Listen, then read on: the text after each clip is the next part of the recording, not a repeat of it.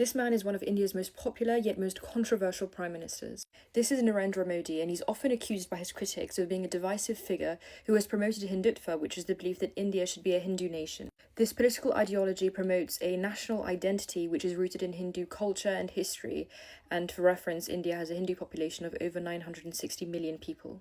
So as a teenager, Modi joined the RSS, which is a Hindu nationalist paramilitary organisation that promotes Hindu cultural unity. He quickly rose through the ranks of the RSS. He soon became a political figure, and then in 2014 he became Prime Minister of India as a candidate for the BJP, which is a party that is linked to the RSS. He ran on a platform of economic transformation, strong development, and national revival. He also promised to solidify India's identity as a Hindu nation, and this went at odds with the secular nature of the Indian constitution on which the country was built. So within India, Modi is undeniably popular, as evidenced by his re-election for the third time in 2024. He has proven to be a strong leader who oversaw many economic reforms that have made India into the world's fifth largest economy. However, his critics argue that his Hindu nationalism has resulted in policies that have marginalised many communities in India, most notably the Muslim population, which stands at around 200 million people. One of his policies that have been specifically criticised as being anti-Muslim was the Citizenship Amendment Act of 2019, which gave citizenship to non-Muslim migrants from neighbouring countries. Supporters of this law argue that it helps fleeing persecuted minorities, whilst others view it as being specifically anti-Muslim because it ignores Muslim populations that are also persecuted in neighbouring countries like Myanmar or the Ahmadis in Pakistan.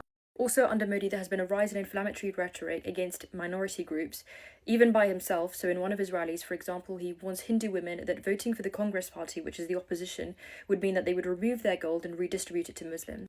There has also been what critics view as the perceived tolerance of vigilante violence in the name of protecting cows, which are a sacred animal in Hinduism. However, the view that Modi is a divisive figure isn't one that just began at the beginning of his premiership in 2014, rather it started during his time as Chief Minister of the region of Gujarat, where in 2002 violence broke out between Hindus and Muslims. The Gujarat riots resulted in around 1,000 deaths, most of whom were Muslims. During this time, Modi was accused of failing to quickly stop the violence and creating an environment where mobs acted with impunity. As a result, Modi was banned from entering several countries, including the US and the UK. So for Hindu nationalism and many of the Indian population, it's a way of promoting national unity and pride. The partition of India in 1947 primarily happened because of religion, so for some the idea that India should be a Hindu nation is only fair. However, for others, Hindu nationalism stands in stark contrast to the secularism and pluralism on which India was built. Most importantly for them, Hindu nationalism is reshaping India's identity in a way that often alienates minority groups like the Muslim and Sikh population.